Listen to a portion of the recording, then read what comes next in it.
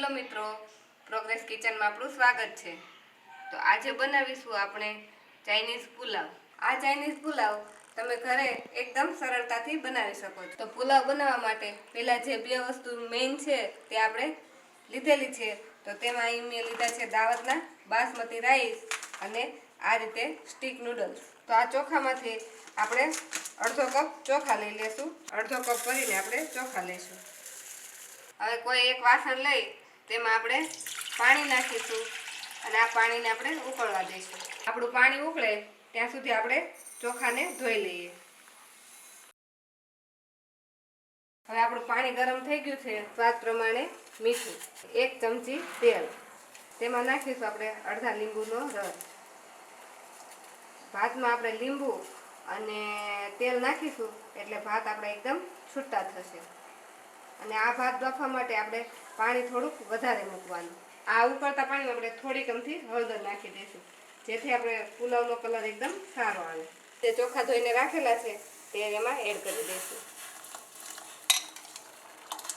હવે આપણે આને એકવાર હલાવી લઈશું અને મીડિયમ ગેસ પર આને ચોખાને બફાવા દઈશું। આ ચોખા આપણા બફાય ત્યાં સુધી આપણે નૂડલ્સને પણ બાફી લઈએ। તેના માટે મેં એક વાસણમાં પાણી લઈ લીધું છે।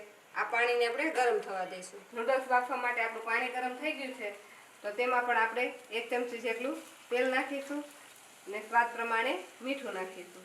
તેમાં આપણે નૂડલ્સ નાખીશું। નૂડલ્સને આપણે હાથેથી આ રીતે થોડી તોડી નાખીશું। હવે નૂડલ્સને પણ આપણે પાણીમાં આ રીતે બધીને ડુબાડી દઈશું। હવે નૂડલ્સને પણ આપણે બફાવા દઈશું। આપણા નૂડલ્સ અને ભાત બફાય ત્યાં સુધી આપણે વેજીટેબલનું કટિંગ કરી લઈએ। આપણા બધા જ વેજીટેબલ કટિંગ થઈ ગયા છે અને ત્યાં સુધીમાં આપણા ભાત પણ બફાઈ ગયા છે। આ પુલાવ માટેના ભાતને આપણે 90% જેટલા જ બફાવા દેવાના છે। તેને એકદમ આમ મેશ થઈ જાય એટલા નહીં બાફવાના, તો જ આપણો પુલાવ છૂટો થશે। તો આપણા ભાતને આપણે એક ચાળણીમાં નીતારી લઈશું। પુલાવના ભાત આપણે આ રીતે વધારે પાણીમાં બાફીને જ બનાવવાના, તો આપણો પુલાવ એકદમ છૂટો છૂટો થાય। આપણે નૂડલ્સ પણ હવે બફાઈ ગઈ છે તો તેને પણ આપણે એક જારીમાં નીતારી લઈશું। આપણે નૂડલ્સ જ્યારે ગરમ ગરમ હોય ત્યારે તેના પર આપણે થોડું ઠંડુ પાણી નાખી દઈશું અને એને ઠંડી પાડી દઈશું। હવે આપણે આના પર 2 ચમચી જેટલું તેલ નાખી દઈશું। તેલ નાખી અને આ રીતે હલાવી લઈશું। નૂડલ્સ ઉપર તેલ નાખવાથી જે નૂડલ્સ છે તે એકબીજા સાથે ચીપકી નહીં જાય, આવી છૂટી છૂટી જ રહેશે નૂડલ્સ આપણી। આપણા ભાત અને નૂડલ્સને આપણે થોડીક વાર માટે ઠંડા થવા દઈએ। આપણા ભાત અને નૂડલ્સ ઠંડા થાય ત્યાં સુધી આપણે વેજીટેબલનો વઘાર કરી લઈએ। તો ચાઇનીઝ પુલાવ માટે મેં અહીં બધા વેજીટેબલ કટિંગ કરી લીધા છે।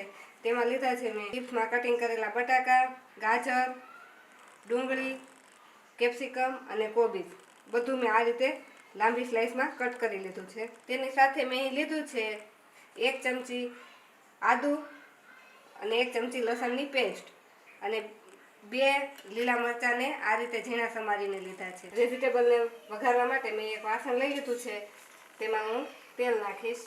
2 થી 3 ચમચા જેટલું તેલ નાખીશું। તેલ ગરમ થઈ ગયું છે તો તેમાં નાખીશું આપણે 1 ચમચી જીરું, 2 સૂકા લાલ મરચાં, થોડી હિંગ નાખી પછી તેમાં આપણે આદુ અને લસણની પેસ્ટ નાખી દઈશું। તેની સાથે ઝીણા સમારેલા આપણે મરચાં છે તે નાખીશું। બધી જ વસ્તુને 30 સેકન્ડ માટે સાતળી લઈશું। હવે તેમાં આપણે જે સમારીને વેજીટેબલ રાખેલા છે તે નાખીશું। હવે આ બધા જ શાકભાજીને આપણે વઘાર સાથે મિક્સ કરી દઈશું।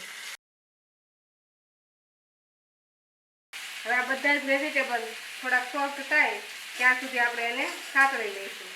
હવે આપણે આમાં વેજીટેબલના માપ પ્રમાણે આપણે એટલું મીઠું નાખીશું। આપણે નૂડલ્સ અને ભાતમાં મીઠું નાખેલું છે એટલે આપણે ધ્યાન રાખીને મીઠું નાખવાનું। આપણા નૂડલ્સ હવે ઠંડા થઈ ગયા છે અને તે એકદમ આ રીતે છૂટા છૂટા છે।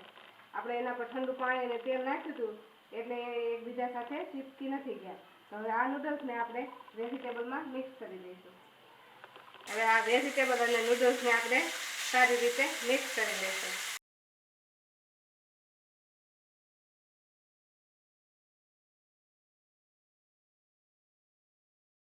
તમે જોઈ શકો છો કે વેજીટેબલ અને નૂડલ્સ સારી રીતે મિક્સ થઈ ગયું છે।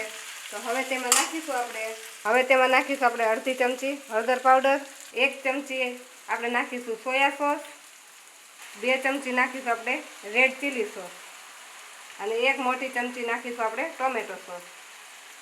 આ બધી જ વસ્તુને આપણે હવે મિક્સ કરી દઈશું. આ બધી જ વસ્તુ હવે સારી રીતે મિક્સ થઈ ગઈ છે.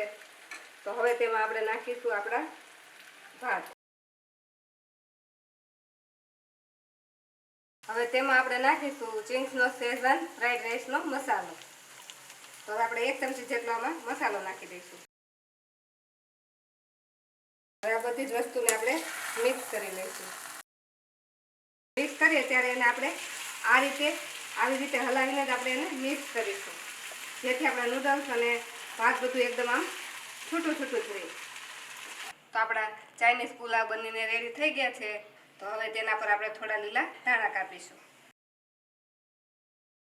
હવે ધાણાને પણ આપણે પુલાવ સાથે મિક્સ કરી લઈશું. તો આ ગરમ ગરમ પુલાવને તમે ઠંડા દહીં સાથે કે રાયતા સાથે સર્વ કરી શકો છો. તો હવે આપણે આને એક પ્લેટમાં સર્વ કરીશું. જો તમને અમારા ચાઇનીઝ પુલાવની રેસીપી ગમી હોય તો અમારા વિડીયોને લાઈક કરજો અને પ્રોગ્રેસ કિચન ચેનલને સબસ્ક્રાઈબ કરજો. અને આ રેસીપી તમે ઘરે એકવાર ચોક્કસથી ટ્રાય કરજો.